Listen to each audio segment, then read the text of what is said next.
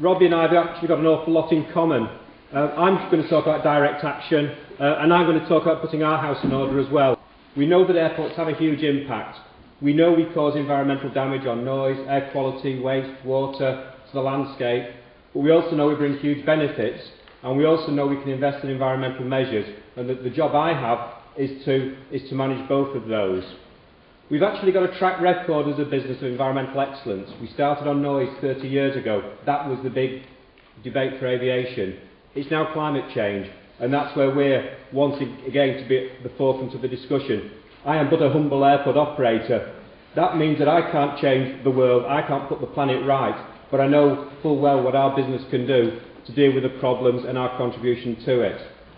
We actually understand what our emissions are. We've done the work, we've done the research, we've published them. Not many industries know, and even fewer industries and airports actually will tell you what their emissions are. We're very upfront about that. We know that we generate about 430,000 tonnes of CO2.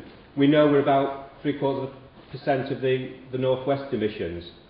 Where does it come from? We actually understand that. 60% of our emissions are from the way that passengers get to the airport. It's road traffic. We know 20% of our emissions are buildings, plant and equipment.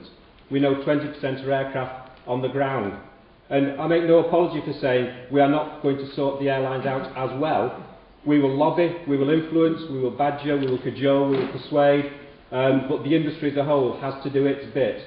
But we will certainly take ownership of those that we can control and those that we can influence. The approach we've got, like any other environmental issue, avoid the problem in the first place if we can, use our energy more efficiently, buy it from renewable sources, and then last resort, what's left, go for a decent offset scheme. Let's go to London on the train where it's the best option. Absolutely fine, I've absolutely no problem with that, I do it myself. Let's get passengers to change their behaviour. Let's get our buildings low carbon. Let's put in ground source heat pumps, let's put in wind turbines, let's put in energy efficient measures on all our plants and equipment so the escalators don't run all night, we don't have our adverts and our signs on when they're not needed. Let's tug the aircraft out to the end of the runway. Let's plug them into the mains with green energy rather than run their engines on the ground. Let's get our taxing sorted out, let's get rid of congestion, let's get rid of stacking, because all that has an environmental cost. And that's just a flavour of some of the issues that we've taken on board and said, yes, we as a business have a responsibility. We've also got a huge commitment to the growth and success of this city and this region. The best region in the country to live, work and invest and do business. And that's about us playing our part as a business. The question was, would I close the airport down completely? What I think we need to do is we need a transition away from this industry that we currently have. So the first thing to do is to end domestic flights. The second thing is to have no expansion of any sort.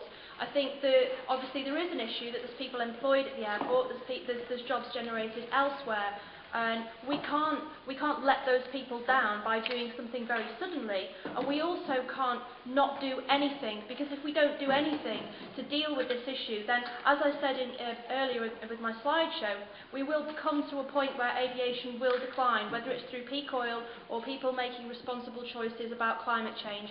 That is coming. This growth figure of 50 million passengers by 2030, it's completely irresponsible and it's not going to happen. So no, I wouldn't close it down immediately. I would go for stopping the growth, reducing those very obvious easy things like the domestic transport. We stop domestic flights and we start the transition. It's like the transition towns model started by Totnes. That's about a transition away from this oil-greedy industry to a low-carbon future. It's just the same model that we just need to apply to all industries, so it applies to aviation as well. So we get to the point where gradually things come down, which gives us the opportunity to provide jobs in other areas. And there are other areas where we really need to provide jobs. We would need to be looking at sustainable industry. We need renewable energies. We need to be able to grow more of our own food instead of flying it in from halfway around the world. Those are the things we need to do. So we put those other jobs in place and gradually reduce them from the airport. A lot of the jobs at the airport or jobs supported by the airport are service industry jobs. Manchester would be ideally placed to have a national conference centre where people could travel by train.